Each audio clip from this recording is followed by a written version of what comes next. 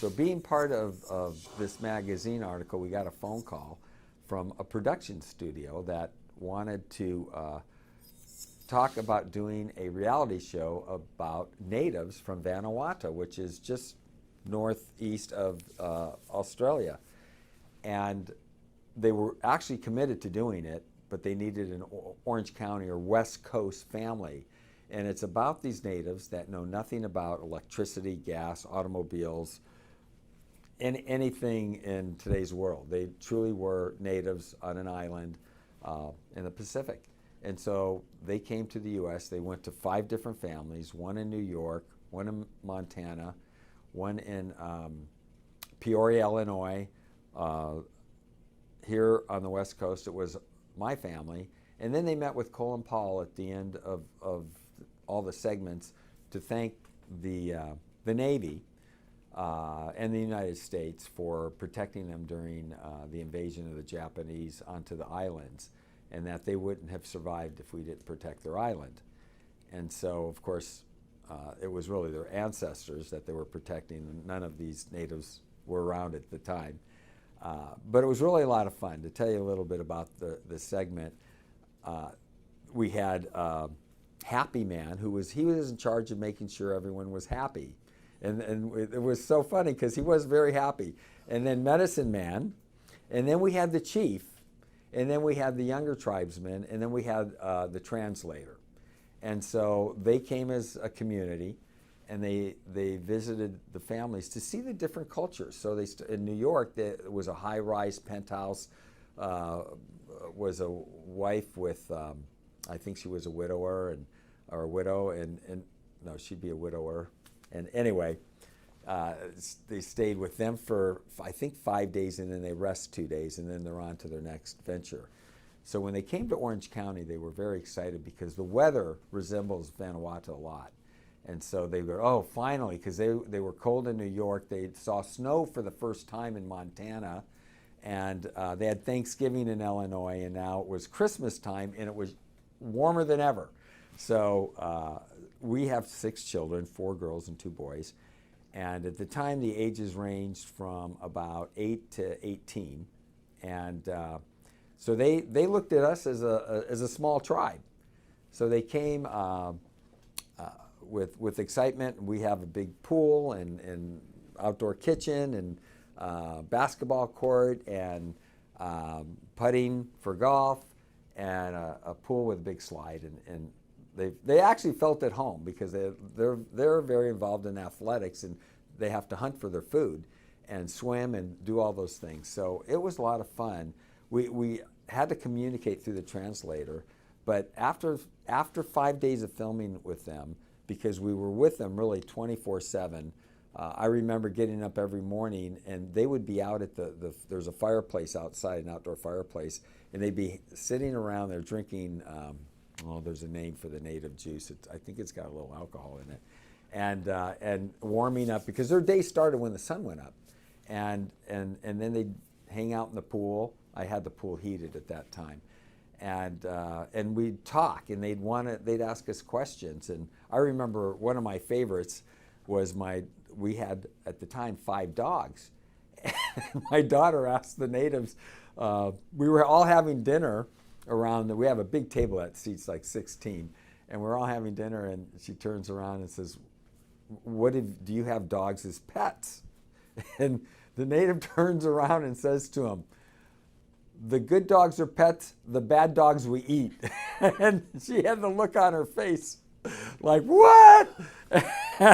And by the way, this was National Geographic who was behind this. And so for about a month before this thing started, that was the take segment that you would see. They did commercials on this. And so we literally started getting phone calls from our friends saying, I saw your daughter on this television show that they're promoting. And so it was really interesting. You know what was really interesting is that I would come out of my bedroom fully dressed, and the cameras would start rolling. And they were rolling all day. I took the entire week off, spent time with these guys. And as I mentioned, when they left, they felt so close to us, because they actually lived with us too. they lived in the back part of the house, and the production crew also was staying there. And they started crying when we all did when they left, because we felt we had this bond, and very emotional, and they just loved how we were such a tight-knit family. And my in-laws lived next door, and they thought that was really interesting because their elders also live with them. And in this scenario, being next door, they really felt like you really are like us. We keep our relatives close, our elders, and we learn from them. And of course, so we actually pulled them into the reality show for one segment where they talked about their life and how they grew up and what have you. And it was all translated, and it seemed very meaningful to these 5 men that came. And then at the very last night, they did a celebration, and it was funny because they were dressed in Western clothes, and so you thought you were just talking to people who didn't speak your language. But then they went into they dressed the way they dressed in Vanuatu, and on the putting green, we invited about 25 friends, and it was like the finale. And they come dressed in their native stuff. And it was almost like, wow, totally different. It's like, that's them, and the makeup and the whole thing, and they're doing their dances and the whole, and it was like a thank you for hosting us dance. And of course we were crying over that too. It was just an amazing, emotional, uplifting week, having these individuals come from halfway across the world. It just shows you how we can be globally connected in this day and age, in that really, if you could take politics and real estate, which that's really what the big fights are all about, is real estate, out of the equation, I think this whole earth that we call world, we could all love each other. I know that's there. I saw it. I got to experience it. Here's these 5 guys, there was no agenda, and at the end of 5 days, not 5 years, we're all crying when they're leaving. It was awesome. That's awesome. That's fantastic. They actually wanted to spend their 2 days off with us. So they stayed an extra 2 days, and the crew said, you're the only ones that they wanted to do that with.